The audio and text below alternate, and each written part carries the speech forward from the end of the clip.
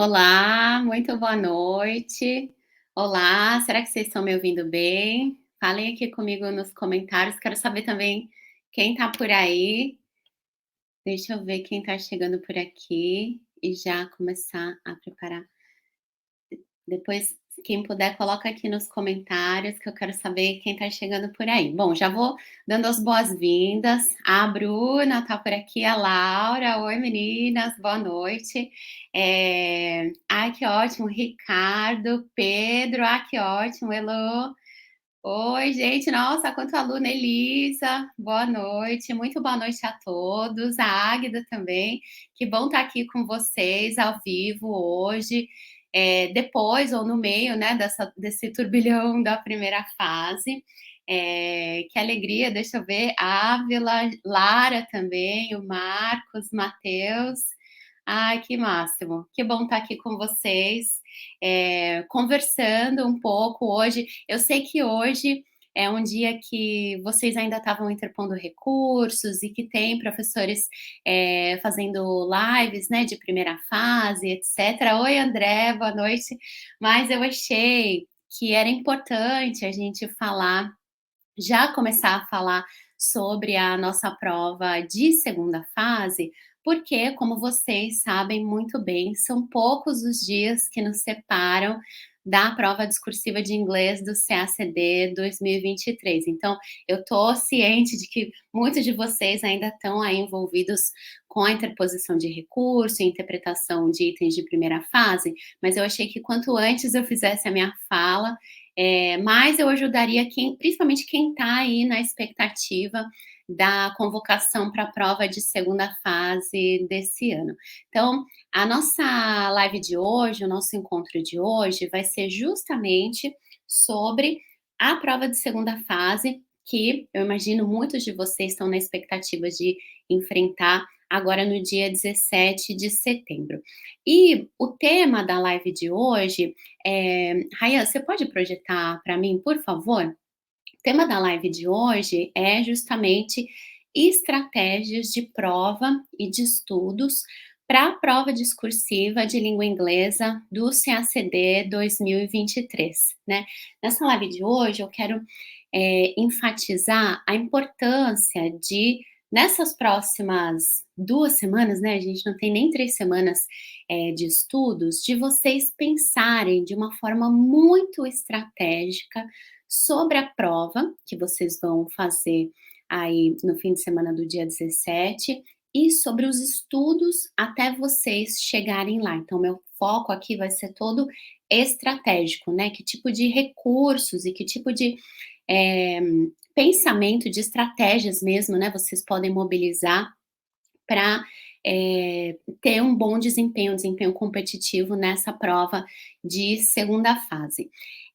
A pergunta que muitos candidatos se fazem, né, quando acaba essa primeira fase do CACD, né, e vem a confirmação, ou pelo menos essa impressão, né, de que esse ano vai dar, eu vou ser convocado, eu espero que seja convocado para a segunda fase, é justamente como fica essa preparação entre a prova de primeira fase, né, já passada, e a prova de segunda fase, já que a gente tem um tempo muito curtinho aí entre essas duas provas, né? No caso agora do CACD 2023, não são nem 3 semanas que vocês têm aí de preparação.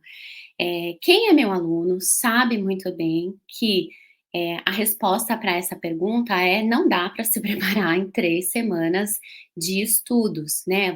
Quem é meu aluno sabe muito bem que a preparação, né, a forma como eu enxergo a preparação para o CACD é de forma extensiva, né? Não tem como, saiu do TPS, nossa, eu acho que eu vou passar, então agora eu vou começar a me preparar para a prova de segunda fase do CACD.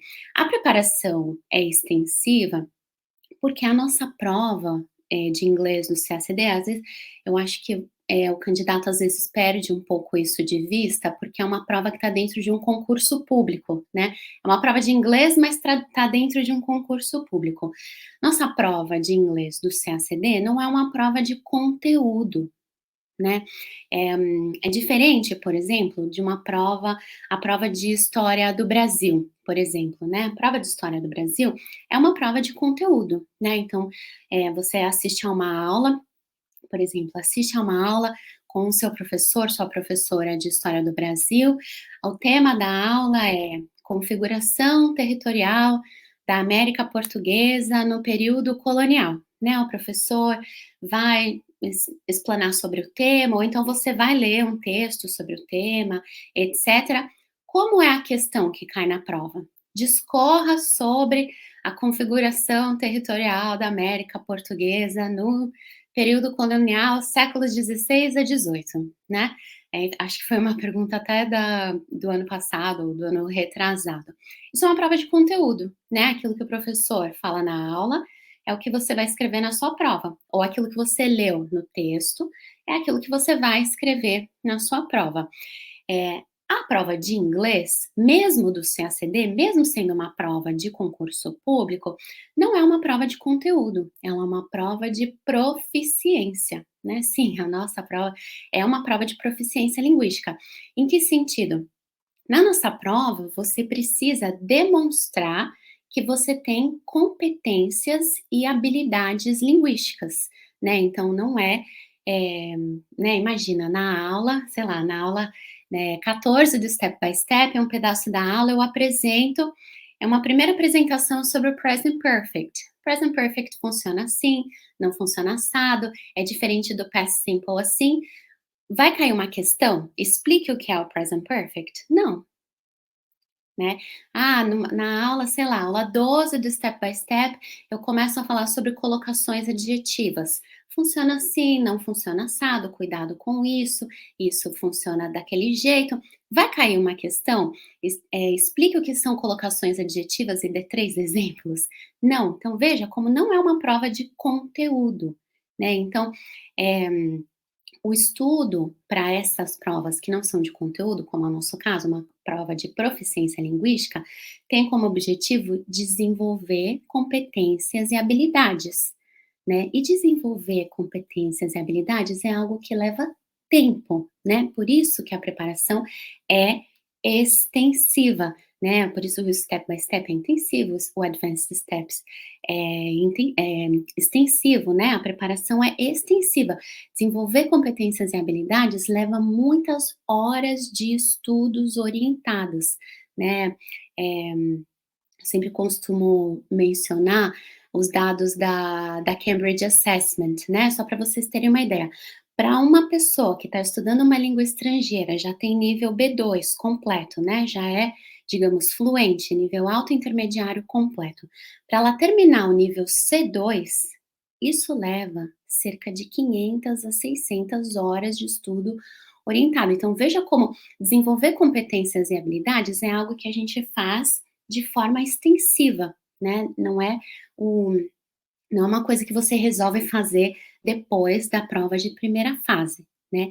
Dito isso, contudo, nós temos alguns dias pela frente de estudos, né? Por isso que é importante que nas próximas semanas a gente seja muito estratégico, né? O que que eu vou fazer com esse pouco tempo que eu tenho de estudos para, de fato, possibilitar que a minha nota seja maior, né? Mesmo que eu não consiga, né, desenvolver como eu desenvolvo, né, em termos, eh, de estudos extensivos, o que que eu posso fazer nesse tempo que me separa da prova discursiva de inglês, para de fato tentar conseguir uma nota maior na prova em questão, né. Então, nessa minha fala de hoje, que eu vou falar, né, como eu disse, muito sobre estratégias, eu quero mostrar para vocês a importância de três movimentos, né, nesse momento que a gente está de preparação aí para a prova discursiva. Primeira coisa que eu acho muito importante nesse momento é identificar os problemas e as lacunas que você percebe na sua produção escrita ao longo do seu estudo extensivo, né. Então, ao longo do estudo que você fez de forma extensiva para chegar nesse momento, o que que você identifica que ainda permanece como um problema, que ainda permanece como lacuna, né? Então, olhando os exercícios de correção individualizada que a gente já fez, se você já fez simulado comigo, enfim, o que que você percebe que você ainda não superou, né? Que se a banca joga o holofote para sua prova, o que que você tem medo que dê errado, né? Com base naquilo que a gente já identificou que está em lacuna, né? Então veja como é um olhar com base em toda essa caminhada que você fez até agora, o que que você percebe que ainda está em lacuna, né? Quais são os gaps que ainda existem? Em segundo lugar, pensando nessas lacunas que você identifica que existem, né, por causa desse caminho que você percorreu até aqui, quais são estratégias de prova que são adequadas para aquilo que você ainda não sabe, né? Considerando aquilo que você ainda não sabe, as competências que você ainda não desenvolveu, ou seja, as lacunas que você identifica, como você deve abordar essa prova, né? Quando eu falo você, eu tô cada um de vocês individualmente, não todos vocês da mesma forma, né? As estratégias são bastante individuais, cada um tem as suas próprias lacunas aí, né? Então, considerando as próprias lacunas, quais estratégias de prova são adequadas para mim, né? Como eu devo abordar essas 4 tarefas? E um terceiro movimento que eu acho importante também é, com base nas lacunas que eu já sei que existem, pensando aí na prova, né, a forma como eu pretendo abordar essa prova, quais estratégias de estudo eu devo adotar nessas próximas 2 semanas, um pouquinho mais de 2 semanas. Então perceba que o que eu estou propondo aqui nessa fala é olhar para vocês, enquanto candidatos, o que que vocês produziram ao longo, né, pelo menos desse último ciclo em termos extensivos, o que que vocês identificam nos exercícios de correção individualizada de vocês que tá em lacuna. Ai, professora, eu não sei, eu ainda não sei usar o artigo definido com segurança. Professora, eu continuo errando tempos verbais perfeitos. Professora, meu pavor é o uso de vírgula, pontuação, etc. Professora, eu não consigo argumentar com base em evidência. Olhem o que está em lacuna, né? Com base nisso, estabelecer estratégias para abordar a prova e estratégias de estudo para o pouco tempo que vocês têm até a gente chegar lá na prova de segunda fase.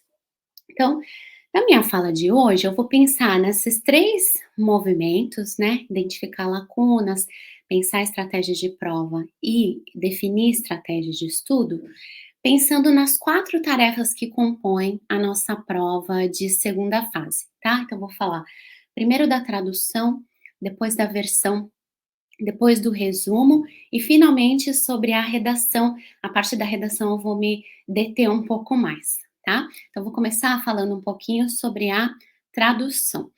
A tarefa da tradução é a tarefa em que você traduz o texto da língua inglesa para a língua portuguesa.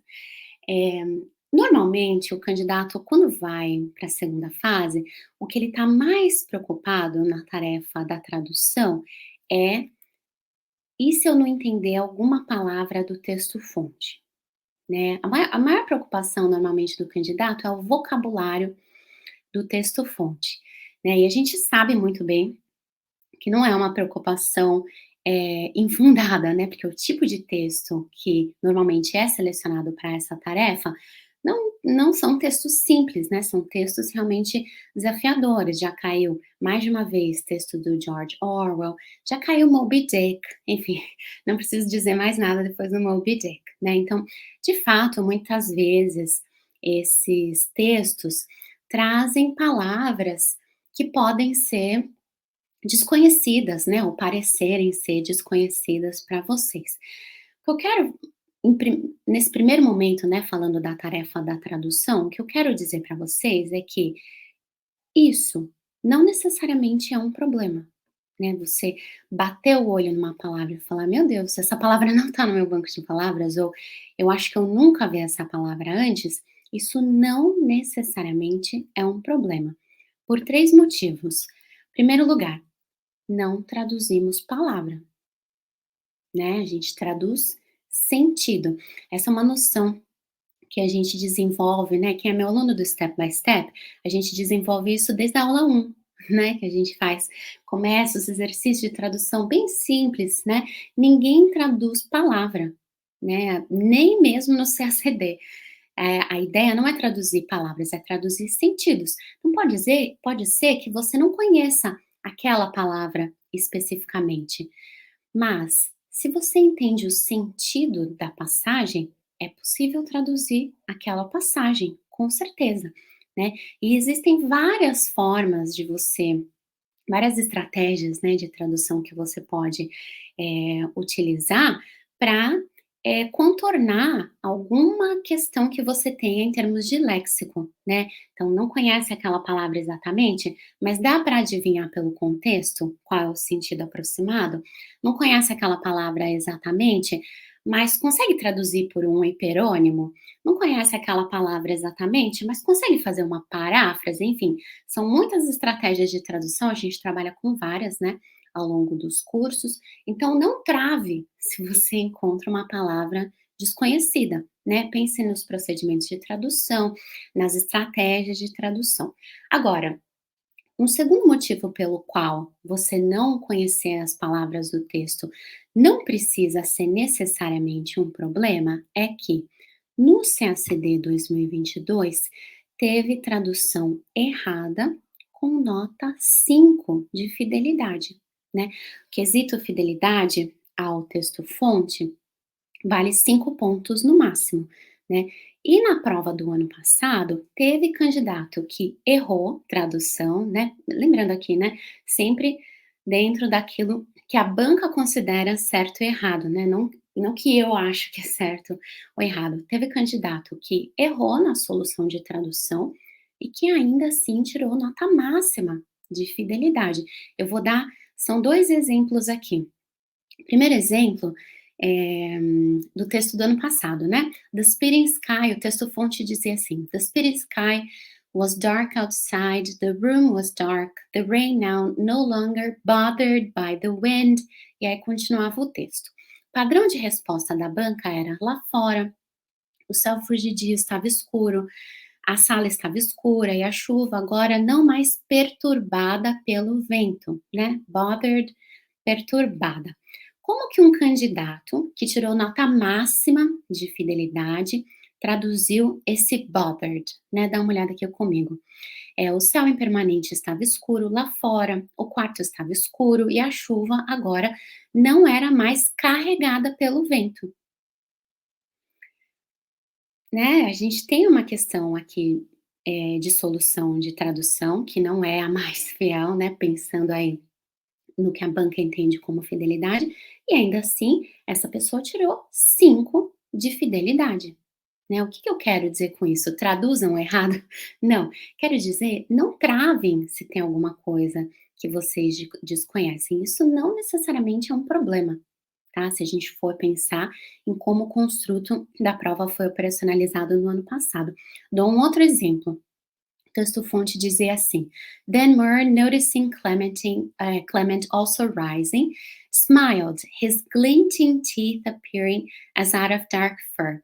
E aí o padrão de resposta da banca traduzia: E então Murr, ao notar que Clement também se erguia, sorriu, e seus dentes reluzentes apareceram.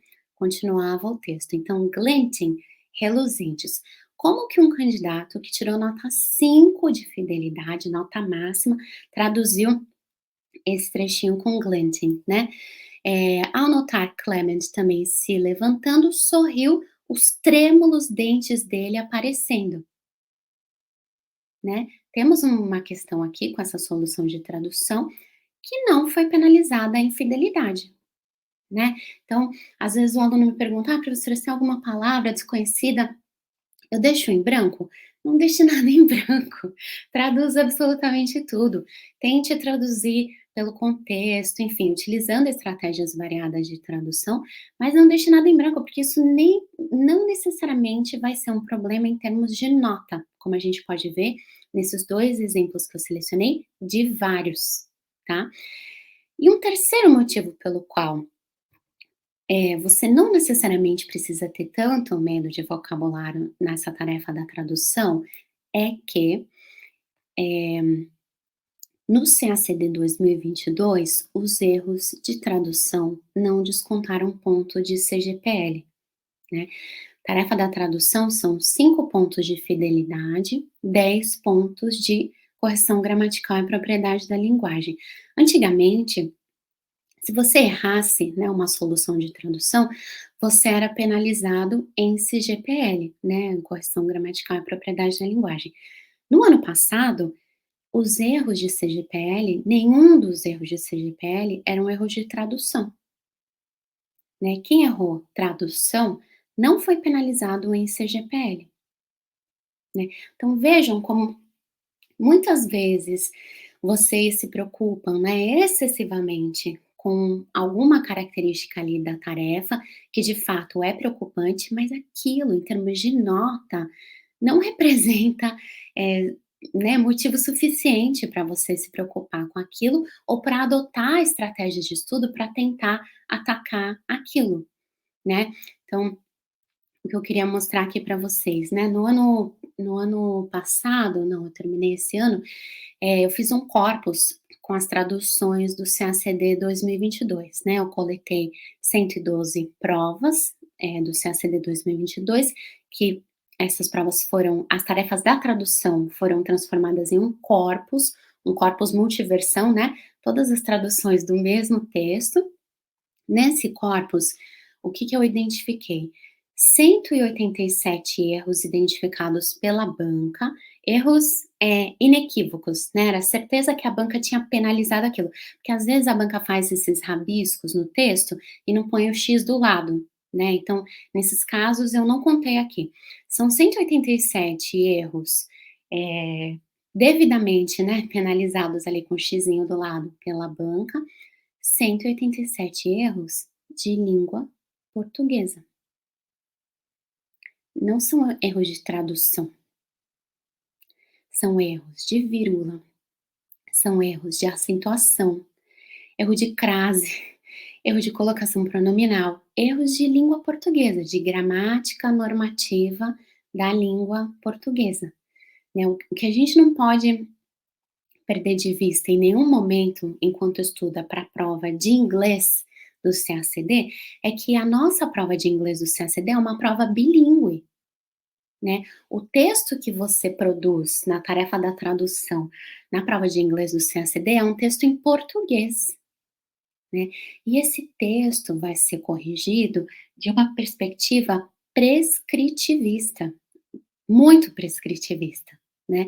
Então, o que era muito importante dominar nessa tarefa da tradução, talvez nem fosse tanto dominar, o vocabulário mais difícil, etcétera. O que era muito importante dominar era a gramática normativa da língua portuguesa. Percebam o que eu estou falando, né. E também quero comentar que tinha 40 erros de rasura. Aproveitei para anotar isso aqui, porque rasura, e não só as rasuras sobre escrita, né, rasura. Errou, faz aquele rabiscão assim em cima, rasura, tira ponto de CGPL em todas as tarefas. Até ano passado, até dava para fazer muita briga, né, na hora dos recursos, etcétera, não muita gente teve pontuação de volta. Esse ano tá escrito no edital, né, na análise que eu fiz do edital, né, essa última live que eu fiz, a respeito do edital do CACD 2023, eu até pontuei isso, né. Está aqui né, tem um item no edital que deixa muito claro que as rasuras podem ser penalizadas de novo e a gente não vai ter o que falar nos recursos, né, então muita atenção, inclusive na tarefa da tradução, mas em todas as outras tarefas, né, enfatizo aqui. Então se gente, Se você tem um errinho ou outro de vocabulário, não necessariamente afeta a FID. Não leva a erro de CGPL, se o construto for operacionalizado da mesma forma, né, a gente nunca tem 100% de certeza. Qual que deve ser o seu enfoque na preparação para a tarefa da tradução nas próximas semanas, né, esses 15 dias que a gente tem um pouquinho mais até a prova? Eu depois eu vou dar uns exemplos aqui. O foco precisa ser língua portuguesa, né, ao invés de ler dicionário, vai ler, sei lá, o Cunha, o Bechara, enfim.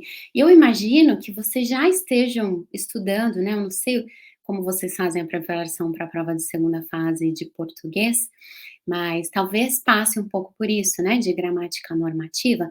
Esse estudo se aproveita também para a nossa prova de inglês, né. Vou mostrar aqui algum dos erros de português, né, que são os erros de CGPL. Texto-fonte dizia: "The speeding sky was dark outside, the room was dark, the rain now, no longer bothered by the wind." Olha aqui o candidato: "O céu acelerado estava escuro lá fora, o quarto estava escuro, a chuva agora, erro, não era mais incomodada pelo vento." Professora, mas não tem vírgula no texto-fonte. Sim, a gente não pontua texto de chegada de acordo com a pontuação do texto-fonte. Se tem alguém anotando alguma coisa que eu tô falando, anota isso, né? Não dá para pensar como que eu vou usar a vírgula com base em como a vírgula é usada no texto-fonte, né? Nem em tradução de forma geral, nem no CACD, né? Veja como aqui a banca foi super prescritivista com relação ao uso da vírgula para isolar elementos adverbiais, né? Dou um outro exemplo aqui. Then Murray, noticing Clement, continua. Então, o candidato não pôs nada, continuou, a banca marcou aqui. Tem um erro aqui. Qual que é o erro? Na visão da banca, falta uma vírgula. Professora, mas não tem a vírgula no texto-fonte. Não pontuamos texto de chegada com base na pontuação do texto-fonte, né? Quem participa do book club aqui comigo, né, mensalmente, o Pedro está sempre por lá, eh, sabe que eu bato muito nessa tecla, né, faz muito tempo que os candidatos perdem nota, né, na tarefa da tradução, justamente por pecarem em questões de gramática normativa da língua portuguesa, né. Então, é uma prova de inglês? Não, é uma prova bilíngue. Tem um texto que você escreve em português. Atente para a gramática normativa da língua portuguesa. Tem até um outro erro aqui. É esse, né? Que o texto falava assim: "Surely in your book it says that vengeance belongs to God." E aí o candidato colocou: "Certamente em seu livro está dito que a vingança pertence a Deus." Erro de crase, né? Erro de crase, acentuação, colocação pronominal, são muitos comuns. Então, o que que eu sugiro, né, se vocês querem se preparar de uma forma eficiente para a tarefa de tradução no pouco tempo que nos resta, né, o que que vale mais a pena? Você fazer 5 simulados de tradução ou você de fato enfocar aquilo que mais tira ponto dos candidatos de CGPL, né? Foco numa boa revisão de gramática normativa, né, da língua portuguesa, né, principalmente usos da vírgula, acentuação, colocação pronominal, né, e de preferência, gramáticas que sejam o mais prescritivistas possíveis, né, na dúvida, essa vírgula é opcional, põe. Põe a vírgula, né, tomem cuidado, né, a visão aqui é muito prescritivista mesmo. Eu estava outro dia, acho que foi ontem, brincando com uma aluna no grupo do avançado, né, ela comentou que na prova de primeira fase ela tirou uma nota melhor em inglês do que na prova da língua materna, né, que é a língua portuguesa. E aí eu falei para ela: "Não se preocupa, porque a língua portuguesa que cai na prova não é a sua língua materna." Né, e é justamente nesse sentido, né, você tem que produzir um texto, não com base naquilo que a gente usa da língua portuguesa. Pense o texto dentro da normatividade, né, do prescritivismo, mais prescritivista possível, né.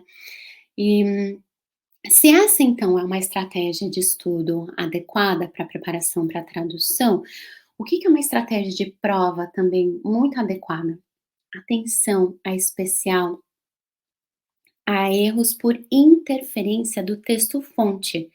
Muitos dos erros que são cometidos pelos candidatos nessa tarefa da tradução são interferência do texto-fonte, por exemplo, pontuação, né? Não põe a pontuação aqui porque não tem a pontuação no texto-fonte, né? Como a tradução é uma atividade, inerentemente contrastiva entre 2 textos e 2 línguas, a gente está particularmente vulnerável a esse tipo de interferência nesse tipo de atividade. Então, prestem muita atenção a isso, né, se vocês não estão escorregando na língua portuguesa por influência de como as coisas estão apresentadas e organizadas, lá no texto fonte, tá. Então, em termos de tradução, o que eu acho que vale muito a pena se dedicar é essa questão da né, imagina, eu, professora de inglês, dando essa dica para vocês, gramática normativa da língua portuguesa. É o que tira ponto dos candidatos em CGPL e de competência, tradutória mesmo, em 2 semanas, de verdade, o quanto você acha que você consegue, incrementar de competência tradutória em 2 semanas, fazendo 1, 2, 3, 4, 5 simulados, né. Pensa o tipo de ganho linguístico que você pode ter fazendo uma atividade e fazendo outra, né. Vou fazer um monte de simulado, não, vou enfocar o que eu realmente tenho, eh, mais possibilidade, né, tenho maior possibilidade de perder ponto, né, ou seja, não sei usar vírgula de acordo com a gramática prescritivista, não consigo entender crase, chegou a hora, tá. Com relação à tarefa da versão, normalmente a preocupação dos candidatos também é bem parecida, né.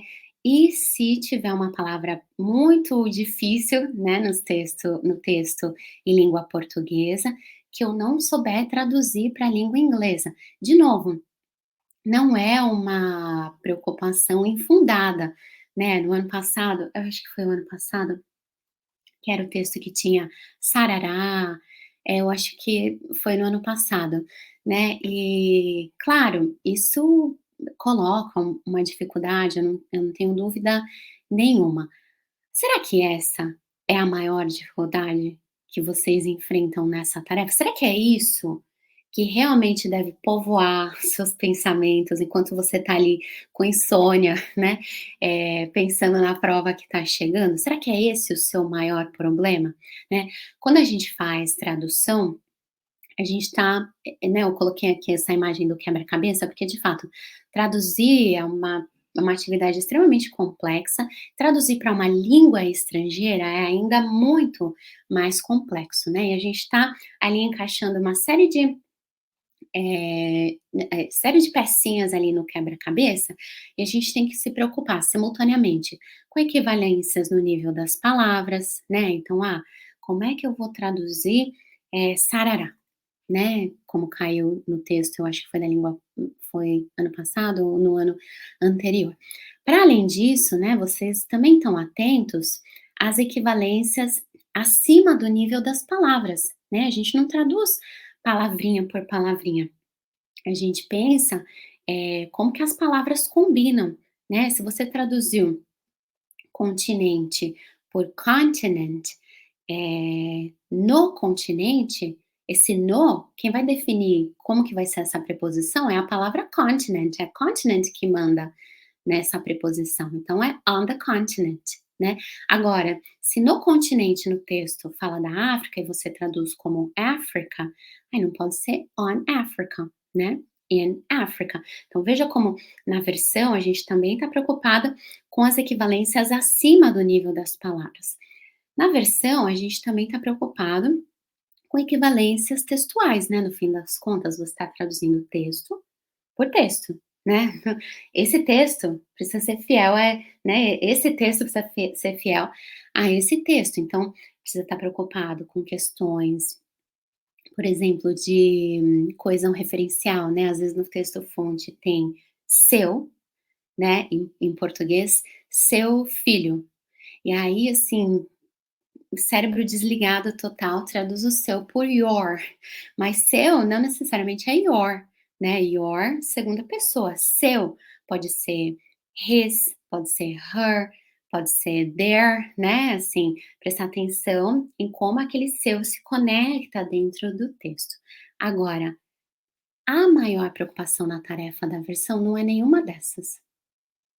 O que mais tira ponto dos candidatos, e aliás não só na prova, né, nas nossas tarefas de tradução também, exercícios com correção individualizada, nossos simulados também, quem já fez simulados de versão comigo, o que mais tira ponto de vocês na tarefa da versão são as equivalências gramaticais.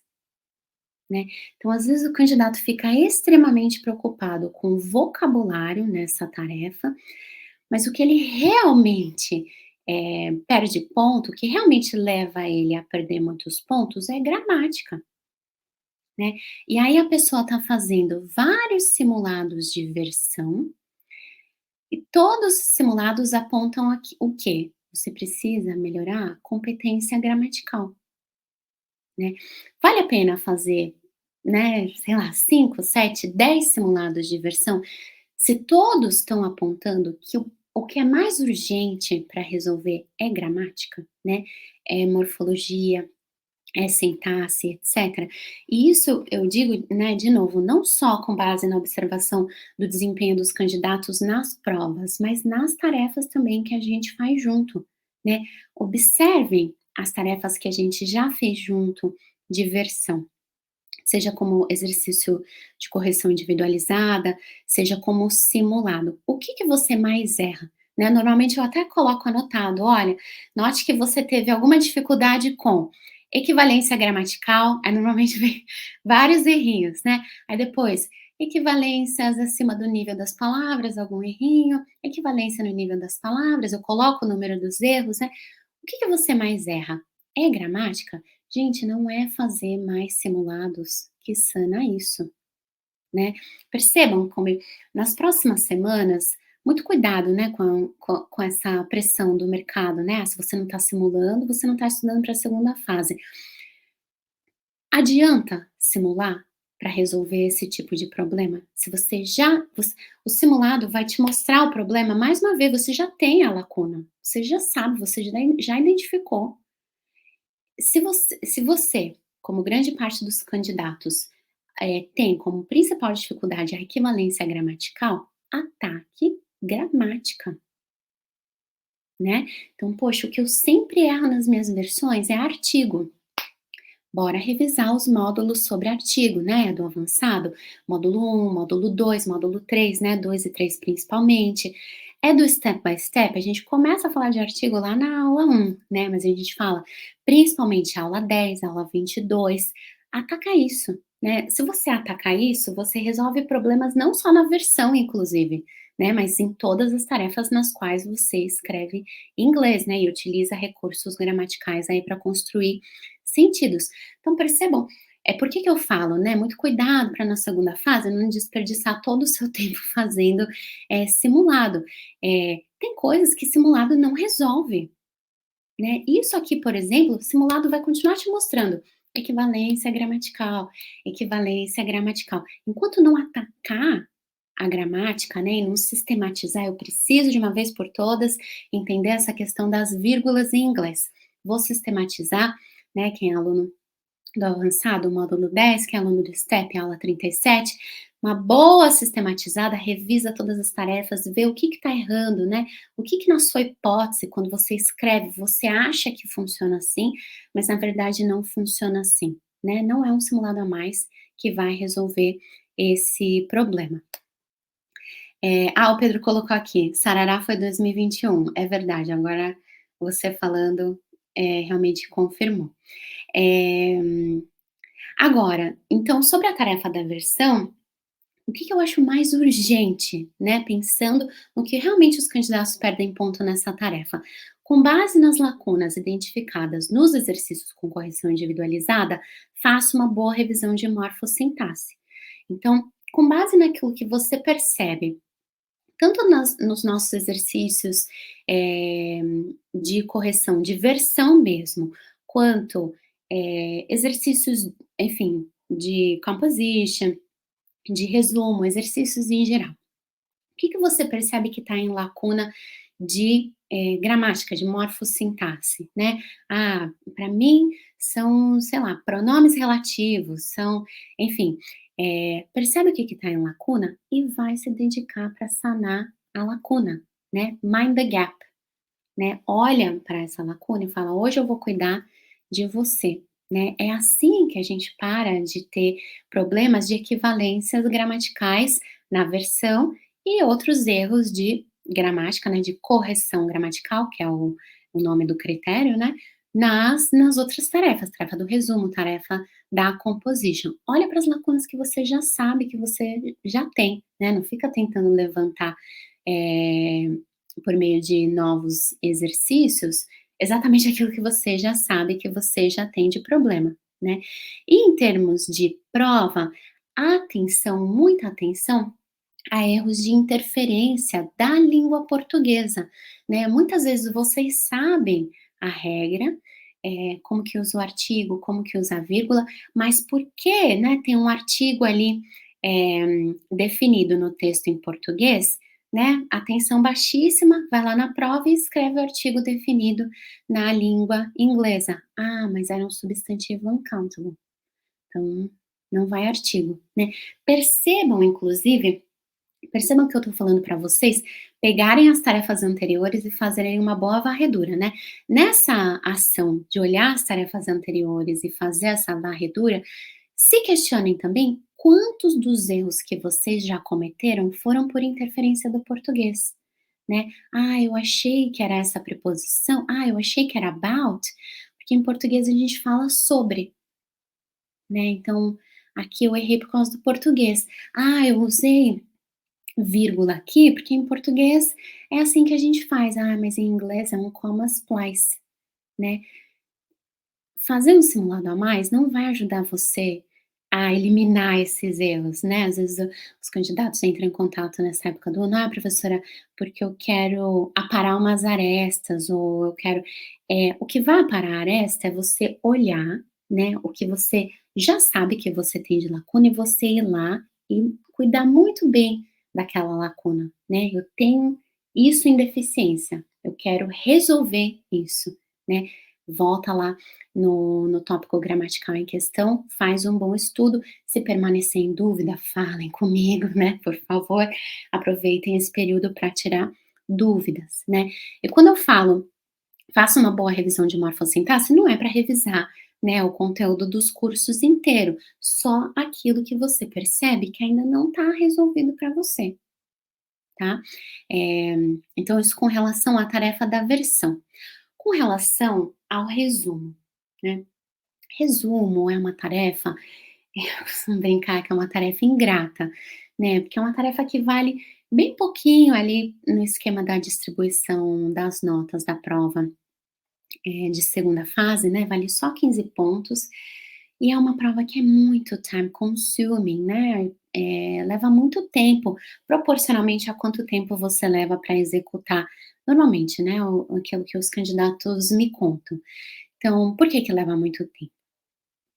Porque tem que ler o texto que é fornecido pela banca, identificando as ideias centrais que são apresentadas aí pelo autor do texto, fazendo a paráfrase dessas ideias, construindo um texto, né, de chegada, o seu resumo, que não seja um amontoado de frases soltas, né, que seja um texto mesmo, que tenha textura, né, ou seja, tem coerência textual, tem coesão textual, né, então é um texto que leva mais de 1 hora para ser feito e vale 15 pontos, né.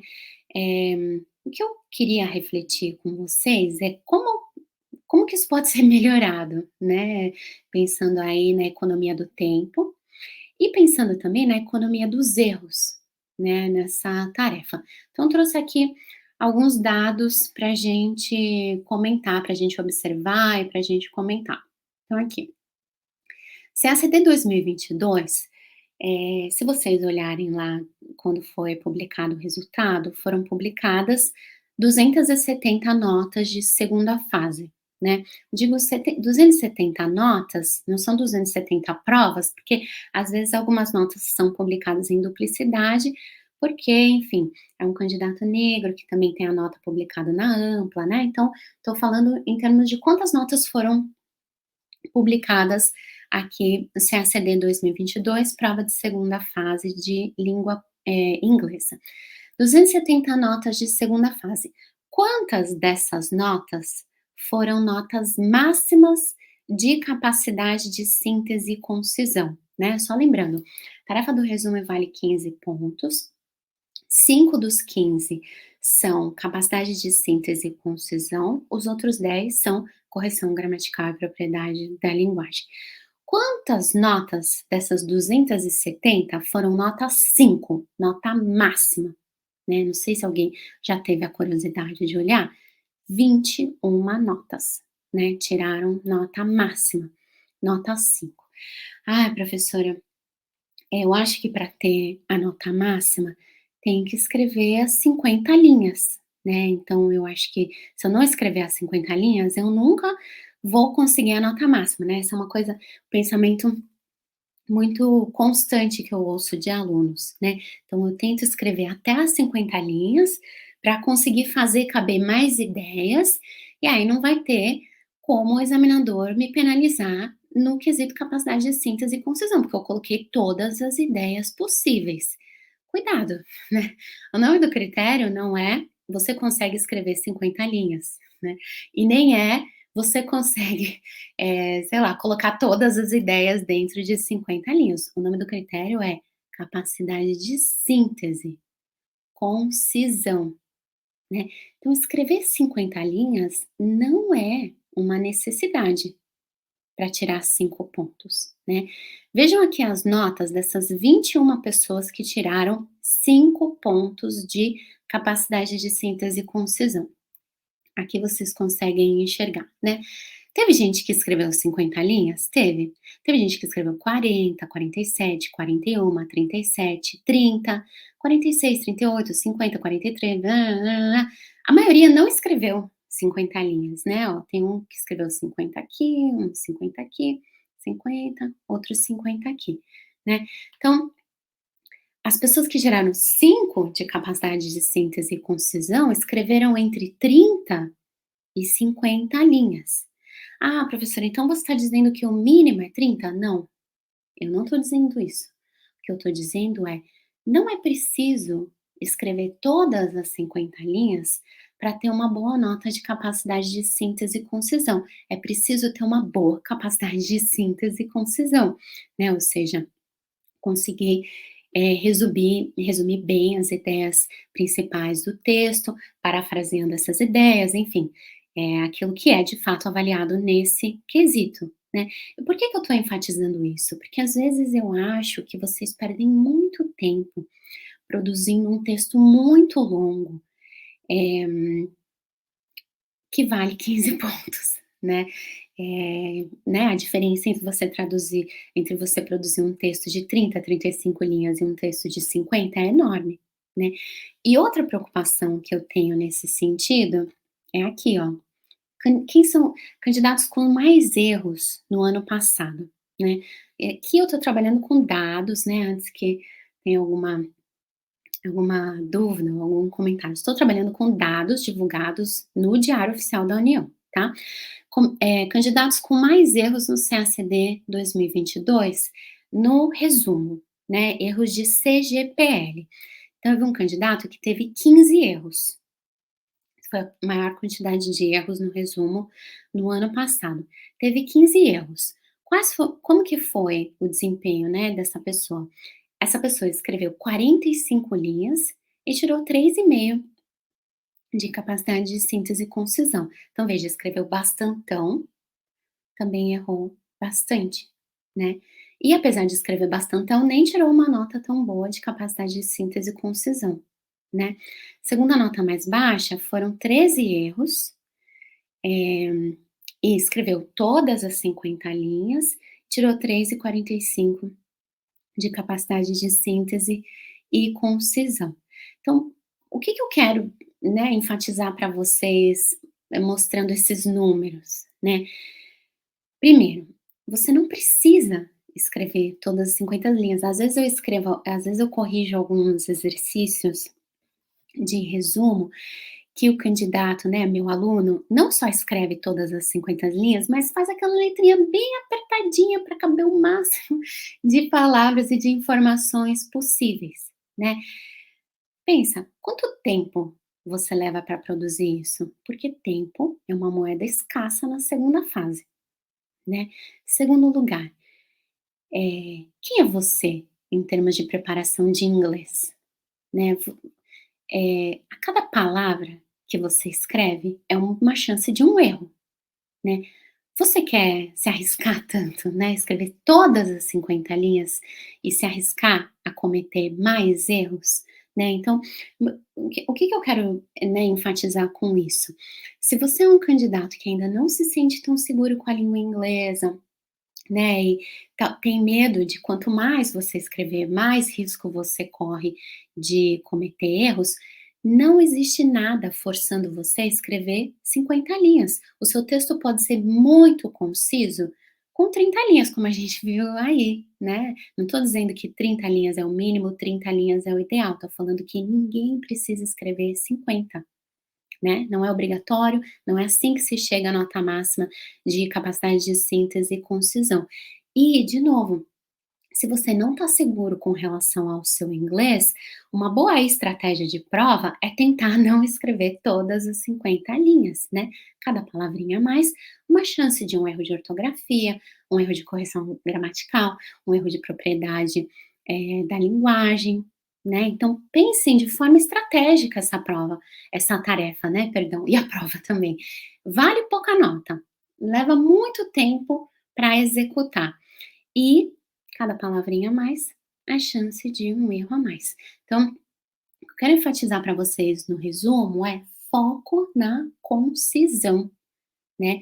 Concisão significa conseguir resumir todas as ideias principais do texto de uma forma satisfatória, né? Concisão não é escrever pouco, tá? Se escrever pouco sem resumir as ideias principais do texto de forma satisfatória, não vai ter uma boa nota de capacidade de síntese e concisão, né? Acho que fica claro aqui na minha fala.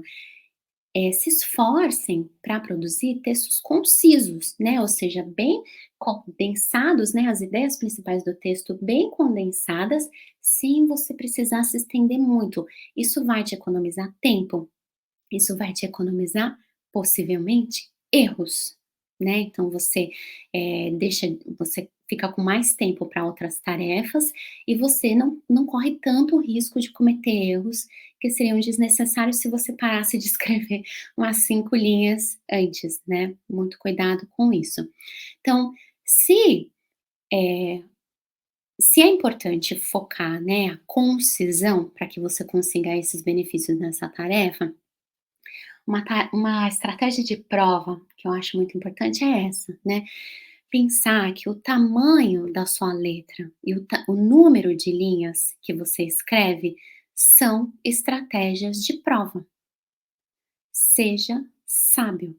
Isso não é só para o resumo, né, isso também é verdade para a redação, né. O tamanho da sua letra é uma estratégia de prova.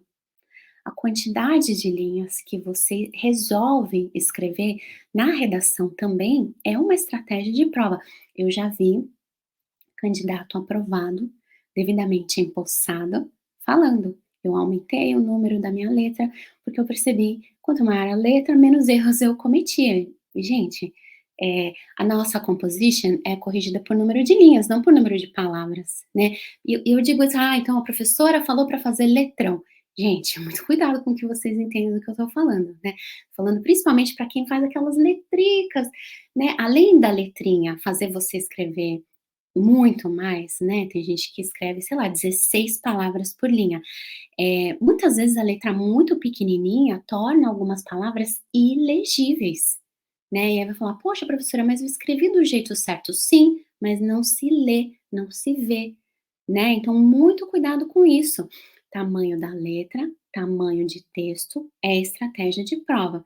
Pensa em você, né, você quer Você quer você está muito tranquilo com relação ao inglês, então não se preocupe com isso. Agora, se você quer pensar, né, de uma forma mais estratégica, utilizar aquilo que a gente chama de uma estratégia compensatória, isso é uma coisa para você pensar aí nas próximas semanas. E uma coisa que eu um exercício que eu acho muito legal fazer e que não tem nada a ver com fazer simulado, é um exercício que vocês podem fazer, aliás, é maravilhoso vocês fazerem nessa época do ano, né. Exercícios de resumo com foco na concisão e na gestão do tempo. Não é um simulado de resumo, né. O que que eu sugiro aqui? Por exemplo, você está lendo, textos para aumentar o seu repertório temático, né. "Ah, nossa, eu estou preocupado se cair na redação alguma coisa sobre segurança alimentar. Eu não li nada ainda, sobre isso, estou preocupado, vou ler um texto. Aproveita que vai ler o texto e aproveita que a melhor forma de aprender é mão na massa. Tá lendo o texto? Se propõe a fazer um resumo desse texto, ideias principais desse texto. Não faça, né, o resumo com bullets, né, com pontinhos, com travessões, nem nada. Faça um texto, né, com qual objetivo? Seu texto não vai ser corrigido. Com qual objetivo? E desenvolvendo essa capacidade de concisão, né? Eu quero colocar em uma página só as principais ideias que eu li nesse texto. Então, vou tentar ser conciso aqui. Quanto tempo eu levo para fazer isso, né? Esse é um exercício ótimo, que dá para fazer sozinho. Lembrando, o objetivo do texto não é escrever certo, né? É desenvolver concisão. Lembrem sempre o objetivo daquilo que você está fazendo, né? Nem todo exercício é para escrever certo, né? Eh, o objetivo aqui é, primeiro, sedimentar a aprendizagem. Segundo, aprender a ser conciso, né? Desenvolver a habilidade de concisão. Terceiro, soltar a mão, né? Muita gente chega na hora da prova e trava, né? Esse tipo de exercício ajuda muito a soltar a mão, né? É quase como um free writing, né? Ajuda muito a soltar a mão. Então, isso é algo que você pode fazer com base nas leituras que você já faria nesse período em preparação para, né, diversos temas potenciais que podem ser cobrados aí na nossa tarefa da composition, e você pode treinar concisão, né? Será que eu consigo resumir isso numa folha de caderno? E numa folha um pouquinho menor, né? Tentar se colocar esses objetivos. Isso você consegue fazer sozinho, né. O objetivo é você ir treinando a sua capacidade de olhar para o texto e transformando em coisas menores, né, em texto menor, mais conciso, mais compacto, etcétera. Você não precisa aqui, a ideia não é correção gramatical e propriedade, é igual a extensive reading, né, extensive reading, a ideia não é aquisição de vocabulário, não é ficar anotando o vocabulário no banco de palavras, é desenvolver fluência na leitura. Cada tipo de exercício tem o seu objetivo. Aqui o objetivo é desenvolver concisão, desenvolver fluência na escrita. Isso ajuda demais, né? Então, isso com relação ao resumo.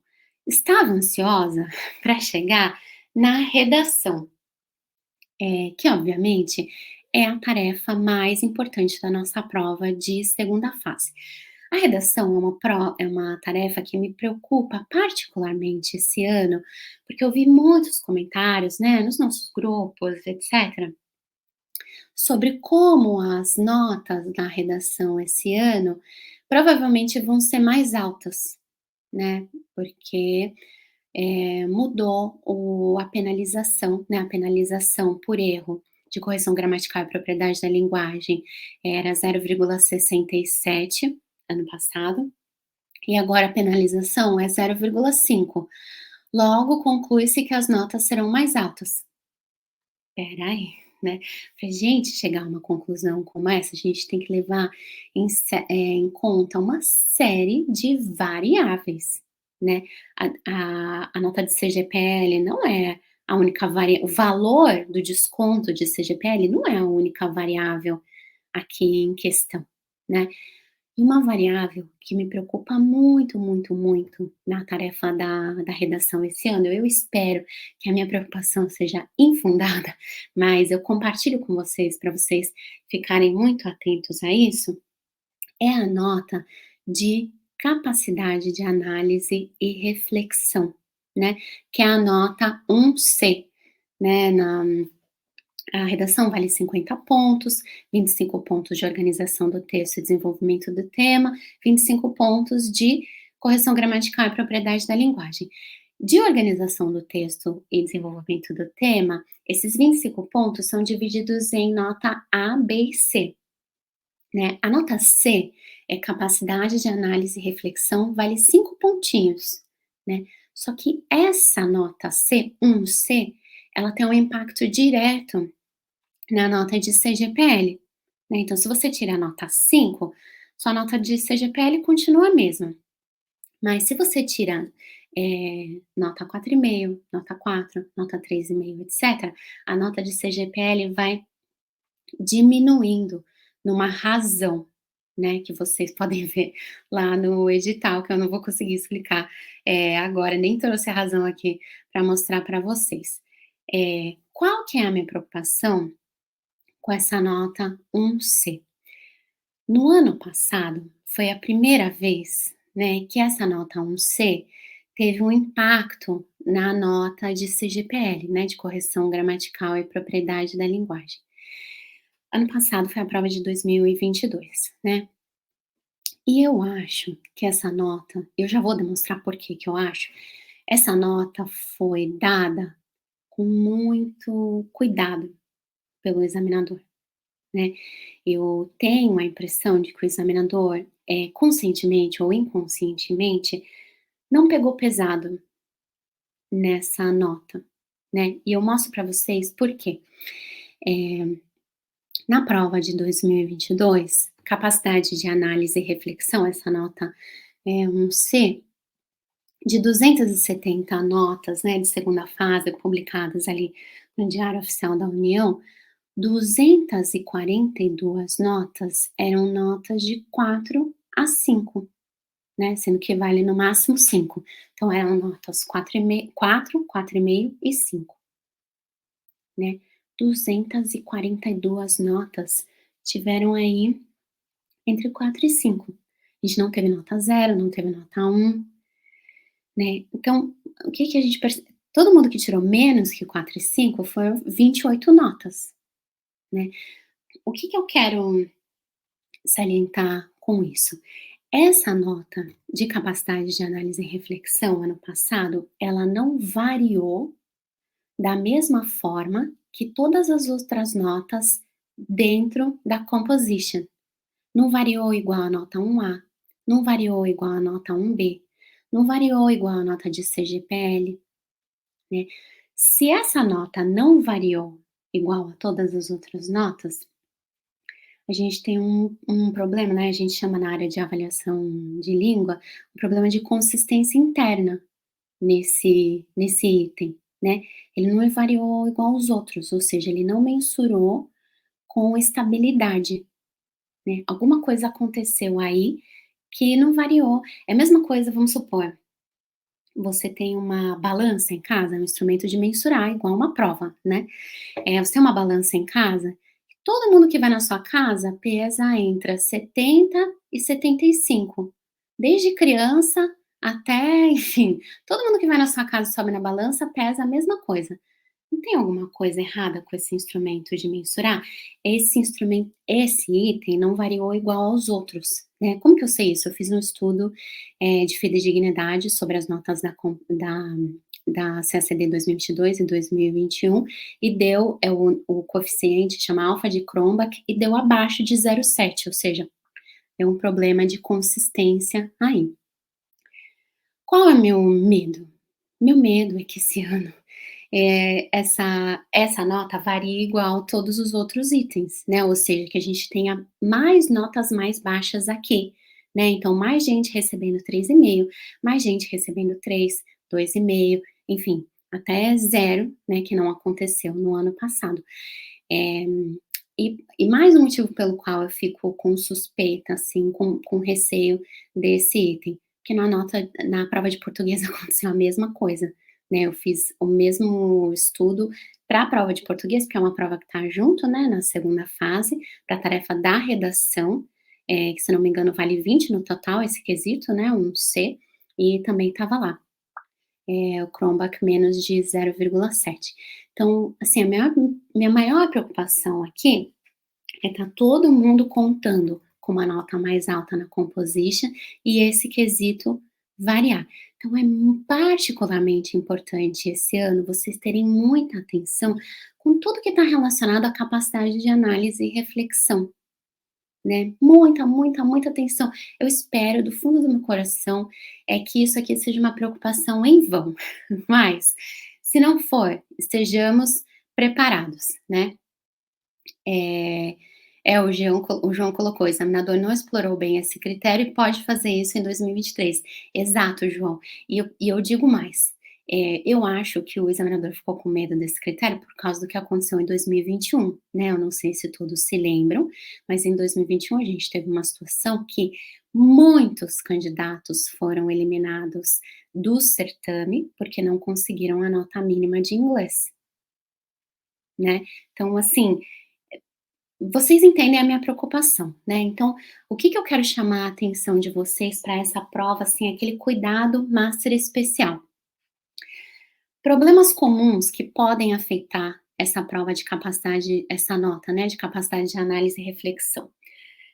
O candidato escreve sobre o tema da redação, mas não responde à questão. Esse é um erro que eu vejo com muita frequência em tudo que eu corrijo, né, simulado, exercício de correção individualizada, né, tudo que eu corrijo, normalmente, tem muito desse erro, né.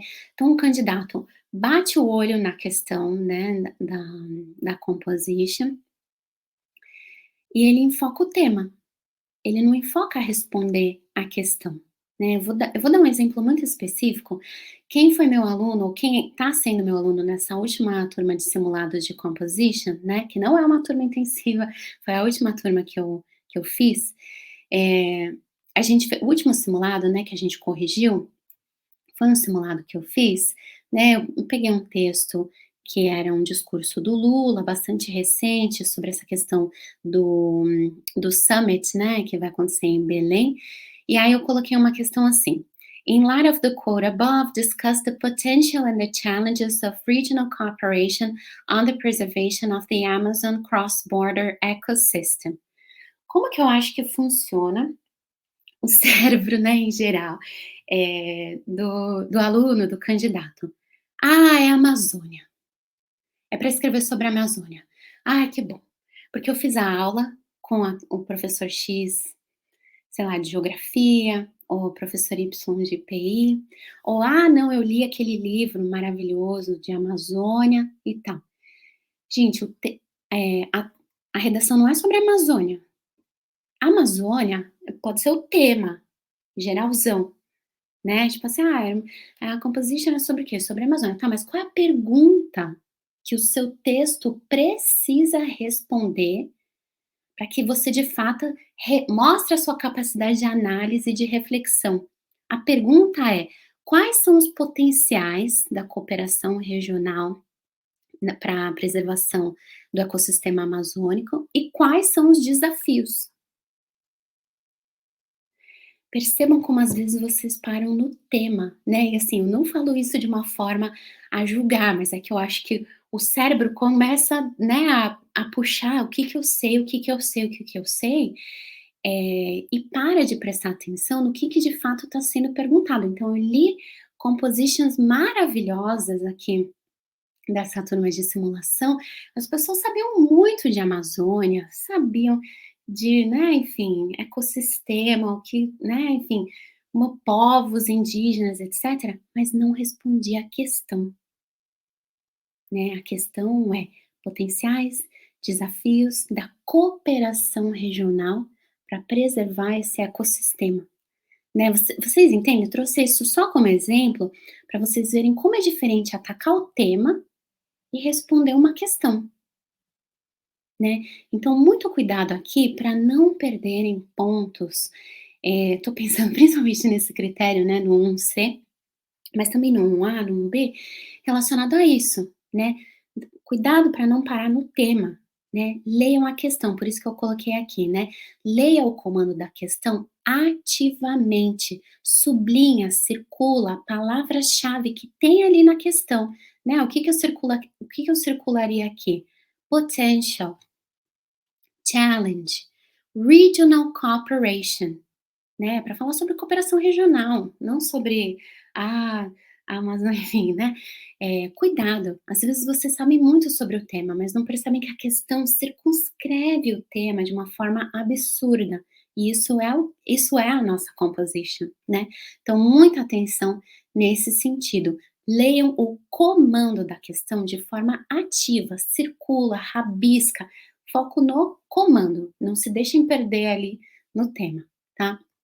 Outra coisa que também é importante, pensando aí, né, na nota 1C e na nota geral, né, de organização do texto e desenvolvimento do tema, muitas vezes o candidato tem bons argumentos, mas não consegue comprovar aquilo que está falando na composition, né? O, o- a composition é um texto argumentativo. É um texto argumentativo no qual você precisa comprovar tudo que você fala. Se você não comprova, é alegação, não é argumento, né? Isso é extremamente relevante para a nossa prova. Eu vou mostrar uma resposta do examinador para um recurso que foi feito por um candidato eh, relacionado a isso, né, a organização do texto e desenvolvimento do tema.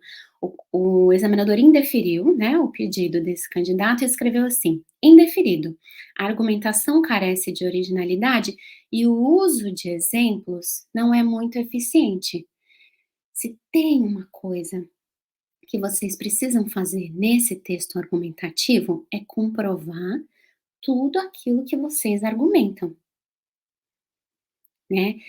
Comprovar como? Com exemplos reais específicos, com dados, né, estatísticos ou não.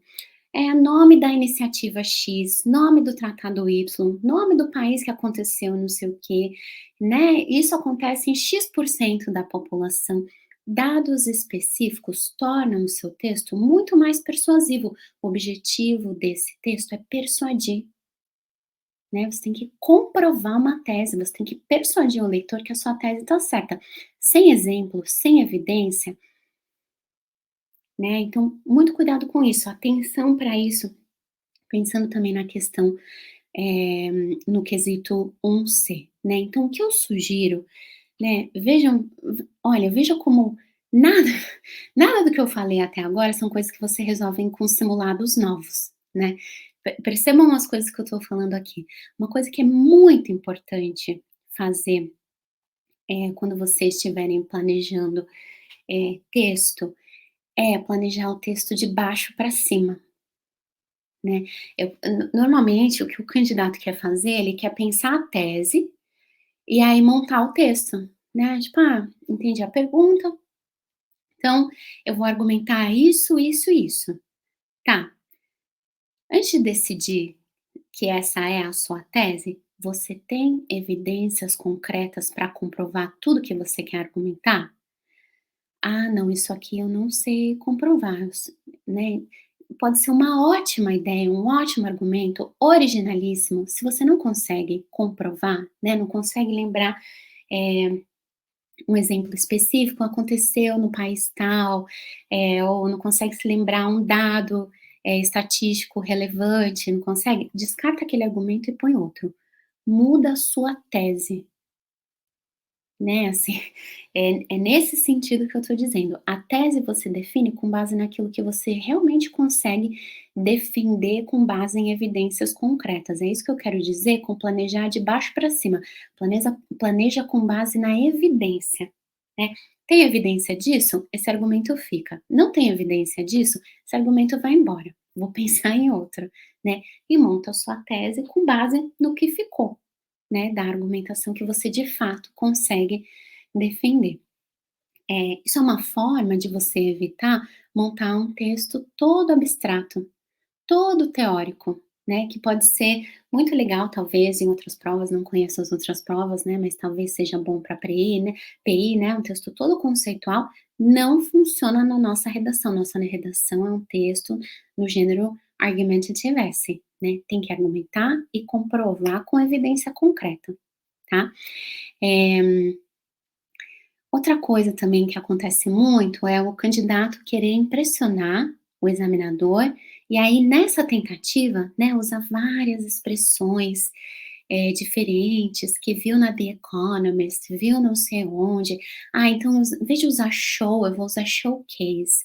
Ao invés de usar increase, eu vou usar augment. Ao invés de usar, né, enfim, vou substituir tudo que eu conheço por palavras, né, mais incrementadas. E aí nesse ensejo, erros, erros, muitos erros, né? Muito cuidado com esse expediente, né, vou tentar impressionar o examinador. Olha aqui, olha para o anexo 4 do nosso edital e me fala onde você ganha ponto tentando impressionar o examinador, né. Ali na distribuição dos pontos, onde que dá para ganhar ponto? Em nenhum lugar, em nenhum lugar.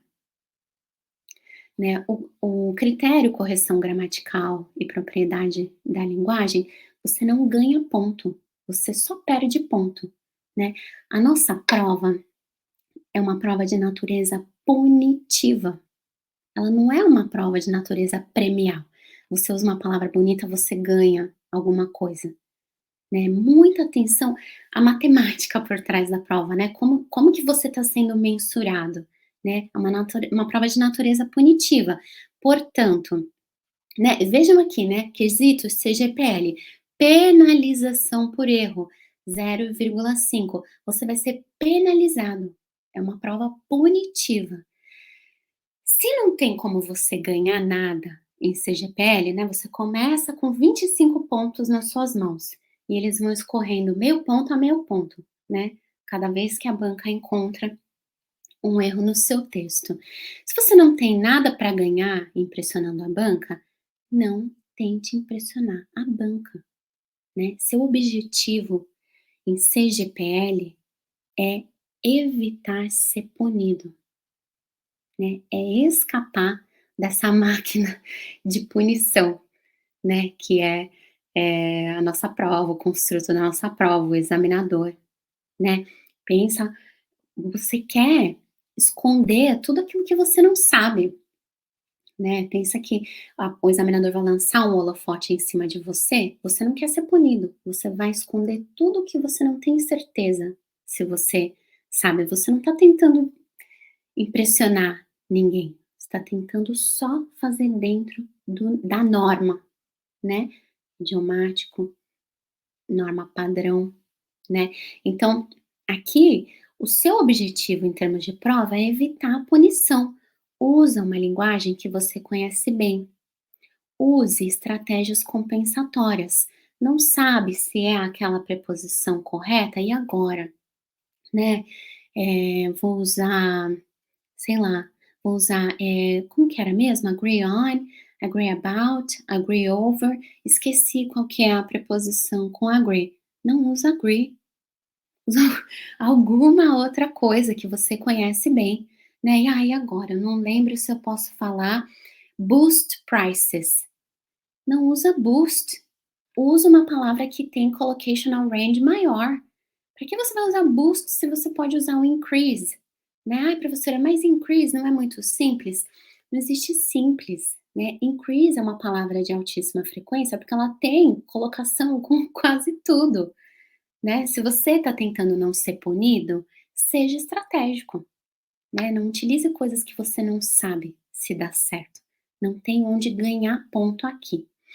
E então percebam assim que ao longo da minha fala, o que eu tenho ressaltado é a importância de vocês mind your gaps, né, não é por isso que eu trouxe essa foto aqui, do Mind the Gap, né, acho que do metrô, a importância nesses próximos 15 dias, né, um pouquinho mais, mind your gaps, né, cuidado, atenção para suas lacunas, né? Esse não é o momento de vocês ficarem tentando achar mais lacuna. Vocês têm pouco tempo, né? Esse é o momento de olhar para as lacunas que vocês já identificaram ao longo desse processo de preparação e cuidar delas muito bem, né? Então, se você identificou ao longo, né? Pega todos. Outro dia eu até mandei uma mensagem para a aluna. Aproveita, né, que você está esperando a live e já vai organizando todas as nossas tarefas antigas numa pastinha. Pega todas as tarefas antigas, se foi meu aluno, tá lá na plataforma. Se não foi meu aluno, pega todas as tarefas antigas que você tem aí corrigidas e olha como que elas estão corrigidas e o feedback, né? Você teve na redação, você teve problema de organização textual, né? Ah, eh, a introdução a introdução tá argumentativa, os parágrafos argumentativos, enfim, você usa 2 parágrafos para falar do mesmo tópico, a conclusão tá muito genérica. Você teve problemas de organização textual, é importante revisar o que, né, o que você tem de acesso, né, teórico sobre como se organiza um texto no gênero Argumentative Essay, né? Quem é meu aluno do avançado, a gente conversa sobre isso, principalmente em módulos 1, 2 e 3.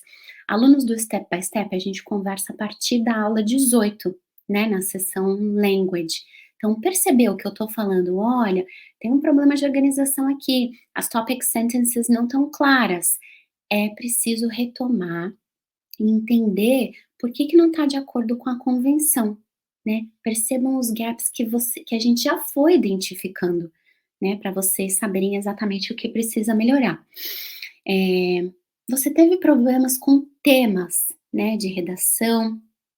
Eu achei aquela redação sobre pobreza, né, a última redação que a gente fez na turma foi sobre o Objetivo de Desenvolvimento Sustentável número 1, né, eliminar a pobreza em todas as suas formas. Nossa, eu achei essa redação muito cabeluda, eu achei o tema, né, assim, ao mesmo tempo fácil e difícil de argumentar, não sabia argumentar com base em evidência. O que que te ajuda a fazer mais um simulado nesse momento, se o seu problema é não tem repertório temático? Não é um simulado que vai te ajudar nisso. O que que te ajuda a fazer mais um simulado agora, se você já sabe que a parte pior para você da argumentação é que você não tem evidências. Você vai gastar recursos como tempo e dinheiro fazendo uma atividade que não vai te ajudar a sanar um gap que você já sabe que você tem, né? Se você tem dificuldade com os temas específicos, tem dificuldade em argumentar com base em evidências concretas, o que que você precisa fazer nessas próximas 2 semanas? Leitura para ampliar os repertórios, né. O que que você acha que é tema quente para redação esse ano? Eu acho que pode cair alguma coisa sobre segurança alimentar. Vai atrás de textos para você ter repertório para discutir um tema como esse, né. Enquanto você está lendo, você está ganhando repertório linguístico, está ganhando repertório argumentativo, anota dados específicos, dados concretos para você utilizar na sua argumentação. Isso é estudar para ter um bom desempenho em termos de organização do texto e desenvolvimento do tema, né. Que tipo de leitura que eu sugiro nesse sentido? Né, cuidado, The Economist é limitado, né. Eu acho que vale muito a pena ler relatórios, né. Tem uma se vocês jogarem no Google, UN Flagship Reports, vocês vão achar muitos relatórios da ONU sobre temas variados, né, questões climáticas, questões alimentares, eh, direitos humanos, etcétera. Pode interessar dar uma olhada nesses relatórios. O bom do relatório é que tem uma linguagem neutra, muitas vezes, né, muito factual para você já olhar dados, né, que podem ser úteis para sua argumentação, e você já pode fazendo o exercício do resumo também para praticar a concisão, né, você não precisa de mais um simulado para saber que tema poderia ser quente. Usem os grupos, vocês participam de tantos grupos, né, Telegram, WhatsApp, etcétera. Que temas vocês acham quente para esse ano? Com base em respostas, vai procurando construir repertórios para esses temas. É claro, a pergunta que o examinador vai apresentar pode circunscrever muito o tema, mas o fato de você ter lido sobre o tema te dá chances melhores, né, chances maiores de atacar o tema com propriedade, mostrando que você frequenta textos sobre esse tema, né. Agora, você percebe, né, fazendo essa varredura nos nossos exercícios com correção individualizada, o que você percebe é que você tem muito erro de morfossintaxe. São os erros que eu destaco sempre em rosa, né.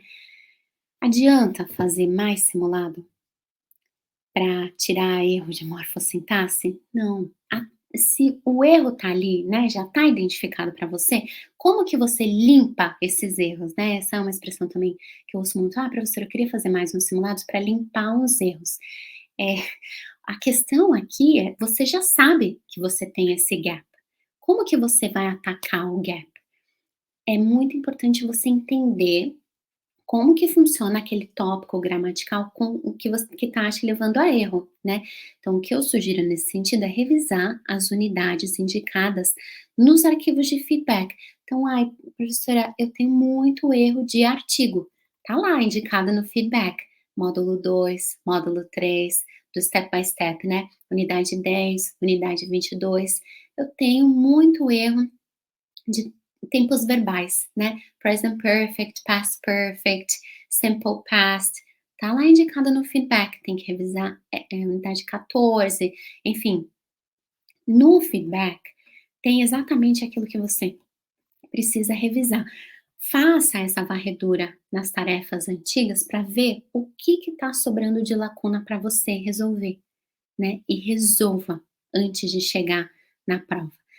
E o que eu mais quero destacar aqui, porque eu acho que tudo isso aqui, né, se não é óbvio, depois que eu falo é óbvio, são os erros de colocação, erros de coligação, eh, erros de padrões, né, verb patterns, noun patterns, etcétera. "Ai, professora, isso eu tenho muito, mas eu não sei o que fazer, porque em cada tarefa é um erro diferente, né, erro colocação em todas as tarefas que eu faço, mas não tem o que fazer, né, porque não tem regra". Cuidado, né.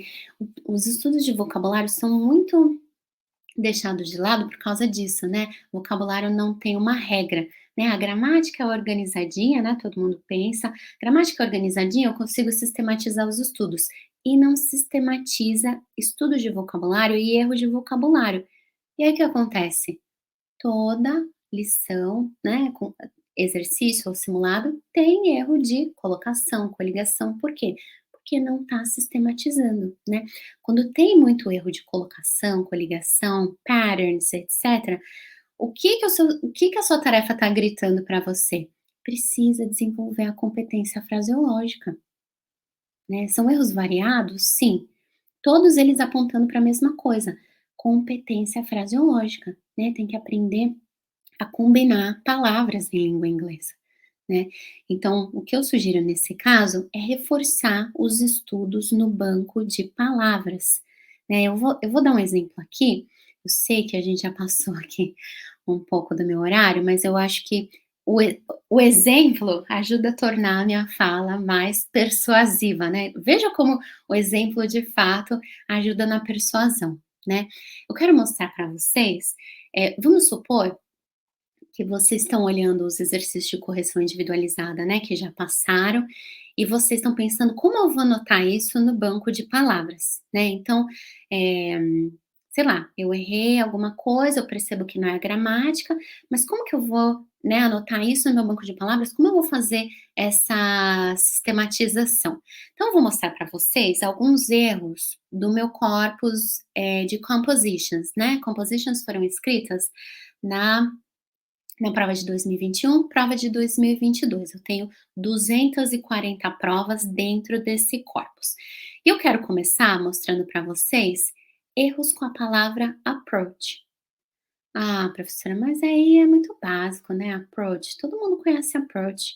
Approach é abordagem. Vamos olhar os erros? Erros com a palavra approach. Agora eu tô com medo de estar muito pequenininho. Vamos ver se vai. Ficou muito pequenininho. Deixa eu ver se eu consigo aumentar. Vocês conseguem enxergar bem? Mais ou menos, talvez? Eu acho que eu não vou conseguir aumentar aqui. Mas eu vou ler para vocês, eu consigo ler. Aqui, o candidato ou a candidata, vou sempre falar o candidato, tá? Mas também pode ser mulher. Escreveu assim: In that context, Brazil assumed a more assertive approach towards the UNSC, né? Erros que a banca identificou. Assume e towards, né? O que que o candidato não sabia quando ele cometeu esses 2 erros? Ele não sabe a palavra approach. Não, professora, mas o erro não foi no approach. Sim, ele sabe o sentido de approach. O que ele não sabe é quais são as colocações verbais com approach e quais são coligações de regência com approach. O que que você anota no seu banco de palavras? Approach. Não precisa colocar, né, o sentido, você sabe muito bem. Quais os verbos eu posso usar com approach? Se não dá para assume an approach, o que que dá para fazer com approach? Né? Make an approach, take an approach, achieve an approach. Que verbo eu posso usar com approach? E se approach não pode ser towards something, qual preposição forma coligação de regência com approach? Né? Então, a palavra que esse candidato não conhece é approach. Tá faltando conhecimento. Para dizer que conhece approach, precisa conhecer colocações e coligações. Então é assim que você anota no seu banco de palavras. Mais um exemplo com approach. In this context, a permanent seat was not a priority and the country adopted a low-profile approach on the subject. O que que a pessoa não sabe aqui? Não sabe approach. Não, professor, ele errou a preposição. Errou a preposição porque não sabe que approach não forma coligação com on. Então, o que que tem que pôr no banco de palavras? Né? Pula tudo que tem no banco de palavras de sentido, etc. Vai direto anotar a coligação. Não é approach on something, é approach com outra preposição, né? Anota, inclusive, o que vocês erraram, para lembrar que aquela forma está errada, que existe uma forma correta. Aqui, mais um erro com approach. The default approach about this question is that, e aí continuou o texto. O que que o candidato errou aqui no about? Approach. Não sabe que approach não forma coligação com about. Vocês percebem o olhar que vocês precisam ter para as correções individualizadas que vocês receberam até agora? Sistematizar esses erros que parecem insistematizáveis. Mas enquanto você não sistematizar, eles não vão desaparecer. Eles vão ocorrer, pipocar de formas variadas. Continua no approach. Reform in the Security Council, a more comprehensive approach. O que que essa pessoa não sabia? Approach. Comprehensive não é colocação adjetiva com approach. Quais adjetivos eu posso usar com approach, então? Wide approach, broad approach, o que será que eu posso usar? Né? Vai lá no seu banco de palavras, pesquisa, né? Se você ainda não sabe usar o COCA, não é aluno do avançado, pesquisa no Oxford Collocations, approach. O que eu posso usar em termos de adjetivos? Mais approach, olha que eu selecionei só alguns, né? Since Brazil has obtained many international achievements recently, its future behavior should be to continue to deepen this approach. Né? O que esse candidato não sabia aqui? Deepen approach. Né? Approach, não dá para deepen an approach, né? Não é uma colocação verbal. O que dá para fazer com approach? Então, vejam, isso aqui não é uma coisa que você aprende fazendo mais 1, 2, 3, 4, 5 simulados. Isso aqui é uma coisa que você aprende sistematizando as lacunas que você já tem ali, todas gritando para você nos exercícios de correção individualizada anteriores. Eu vou dar só mais um exemplo aqui com roll, tá? Roll, gente, imagina a chance de você usar roll na nossa prova discursiva de inglês, muito grande, né, approach também. Então role, muitos erros.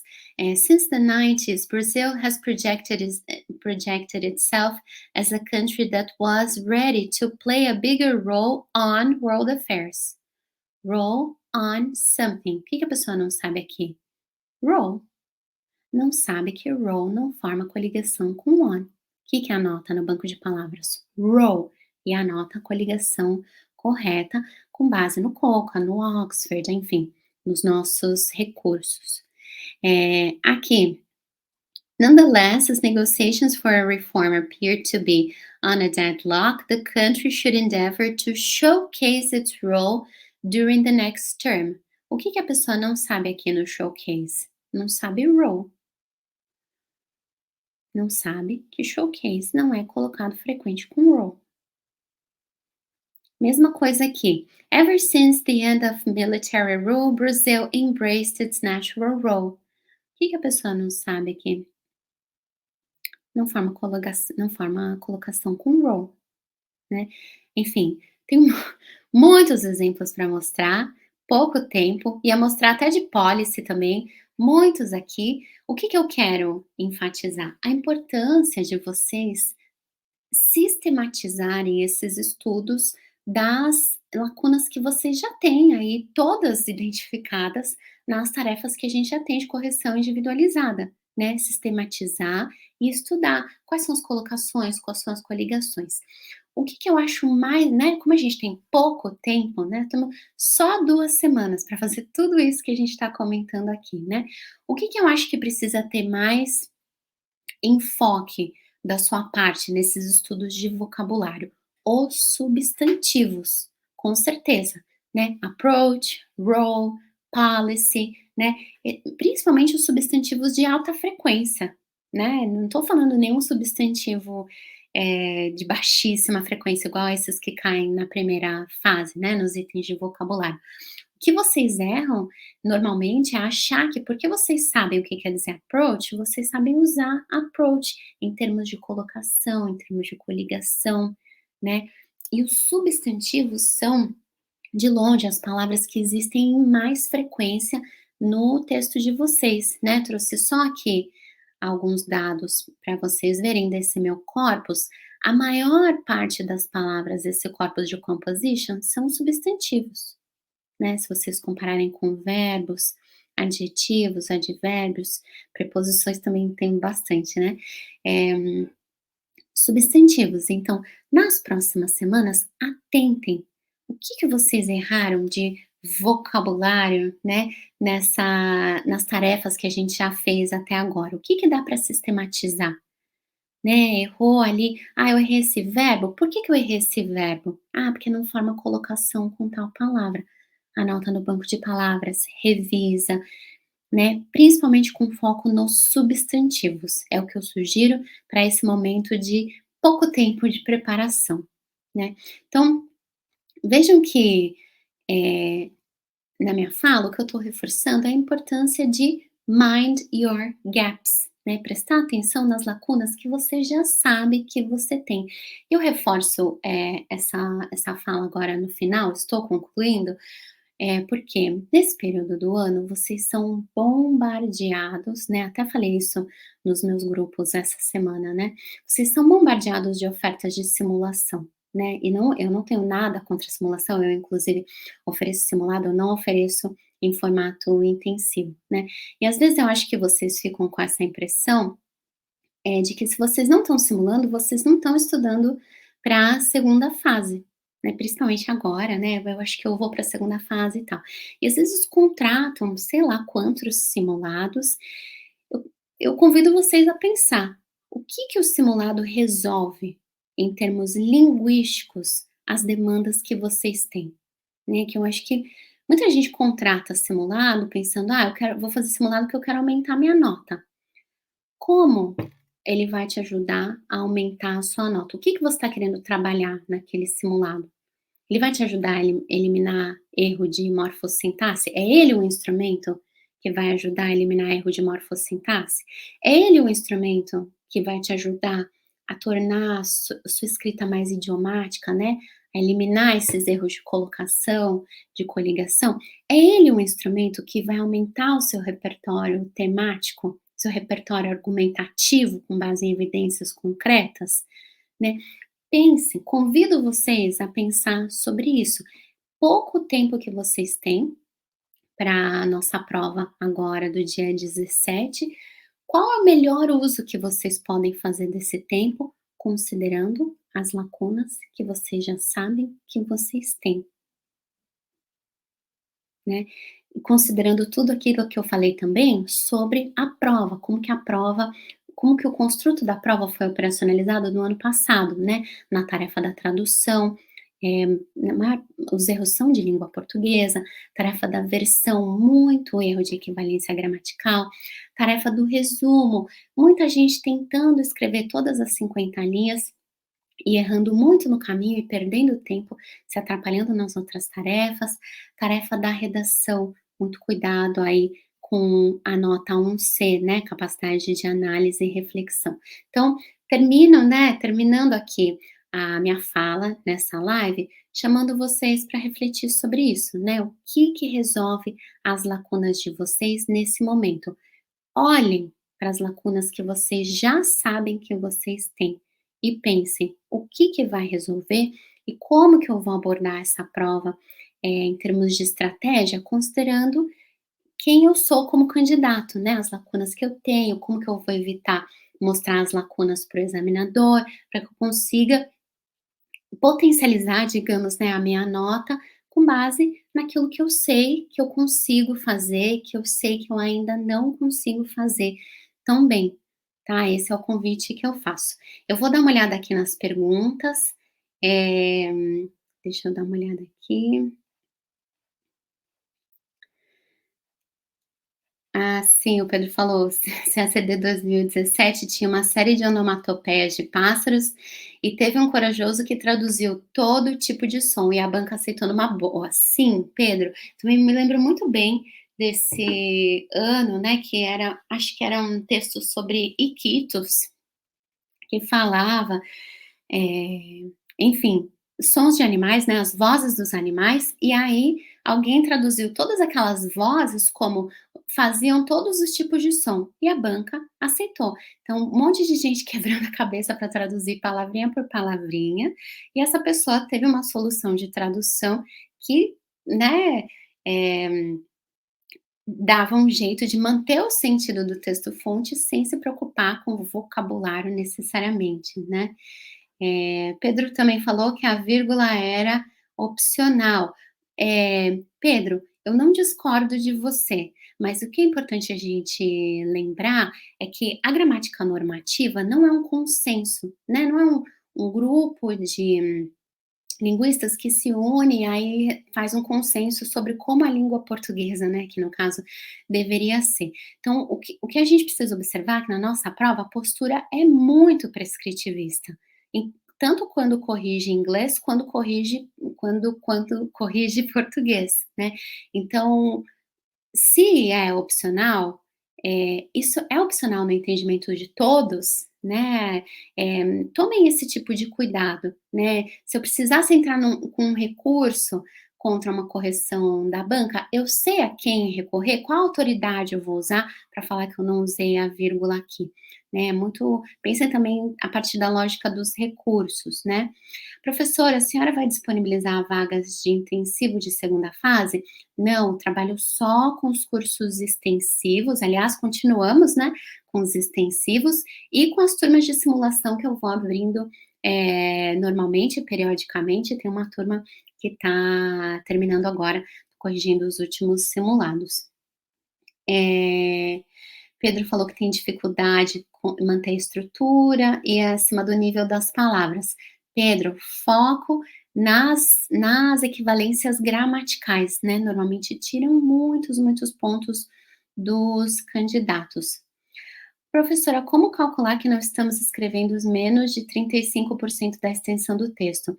Marcel, eu acho que isso é uma coisa que apareceu no no edital faz alguns anos, e que na verdade isso não é eu nunca vi isso ser, assim, operacionalizado de alguma forma, sabe. Alguém entrar com recurso e o examinador falar: "Ah, mas você escreveu menos de 35% do texto".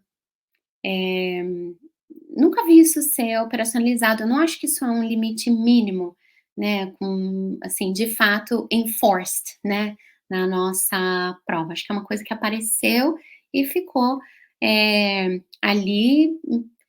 Eu nunca vi isso ser de fato cobrado: "Ah, isso aqui você escreveu tantas palavras, isso é menos do que 35%". Eu nunca vi, se alguém já viu, por favor, comente aqui experiências. Eh, Professora, para identificar as lacunas em atividades como summary, é plausível usar a ferramenta do Coca de subir um texto escrito? Não, essa ferramenta, Pedro, não funciona tão bem para esse propósito, ela funciona mais para você identificar, a frequência das palavras, né, quais são as palavras de alta frequência, palavras de baixa frequência, principalmente quando você está fazendo estudos de vocabulário, né, principalmente direcionados para palavras de baixa frequência, que não é o que interessa muito nesse momento da preparação. Eh cobrar a originalidade do argumento é meio forte, mas cobrar a eficiência do argumento é o mínimo. Sim, isso é algo que é muito, muito, muito cobrado, né, o argumento ser comprovado, senão é alegação. Todos conseguiram ler. Professora, há alguma forma recomendada de dividir o tempo entre as questões da prova de inglês? Rafael, essa é uma pergunta importante. A resposta é: depende de cada candidato. Não existe nada que funcione para todo mundo, né? Até porque tem gente que tem muita facilidade em traduzir, tem gente que tem muita dificuldade em traduzir, tem gente que consegue fazer o resumo mais rapidinho, tem gente que consegue terminar a composition em menos tempo, né, acho importante você pensar quem é você, né, desses perfis. E outra coisa, a ordem das tarefas também, né, você não precisa resolver as tarefas na ordem que elas aparecem ali no caderno, você, né, eu não quero de forma nenhuma deixar a composition por último. Tá, em qual ordem você vai fazer? Ah, eu não quero, começar pela versão. Tá, mas quando você vai fazer a versão?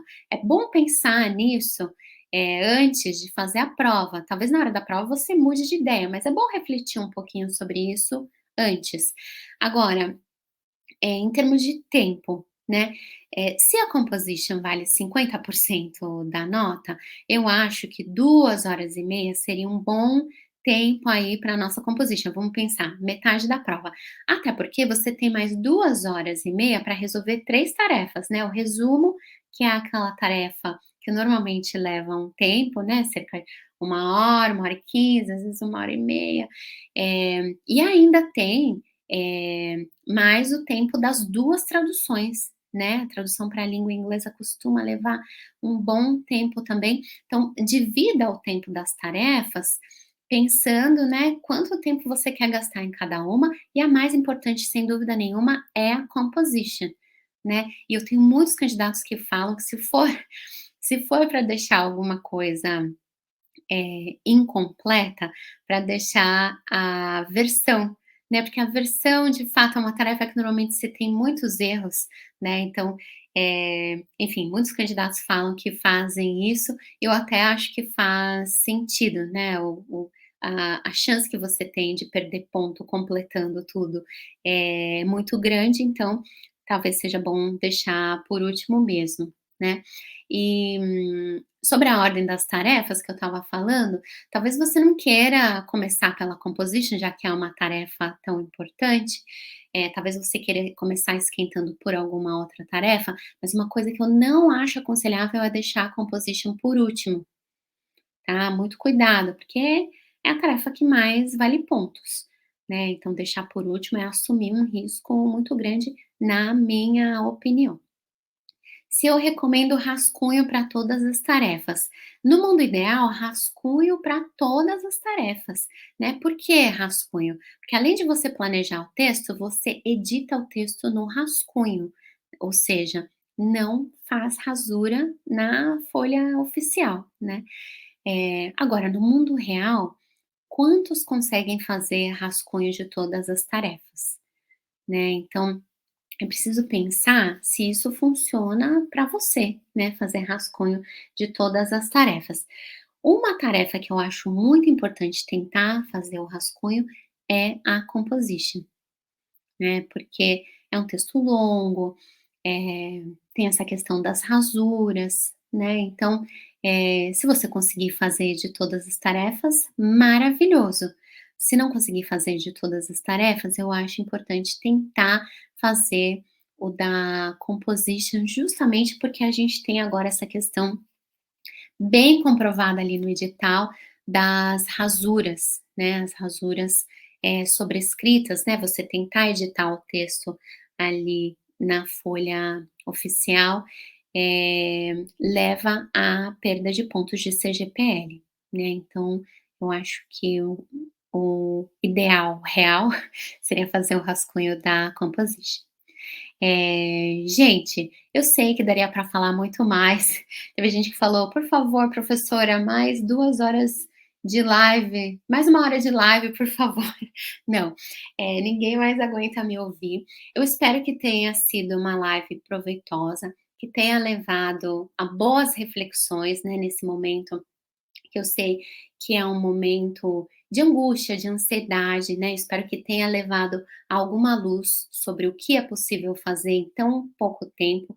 Tem muita coisa que dá para fazer de forma autônoma, perceba como eu quero, enfatizar, né, os estudos autônomos de língua inglesa para o CACD, especialmente para quem já está nesse nível mais avançado, né, de ir para a segunda fase. Espero que tenha dado muita luz por aqui. E estejam em contato comigo, né? Eu sigo respondendo dúvidas lá no botão dúvidas na nossa área do aluno.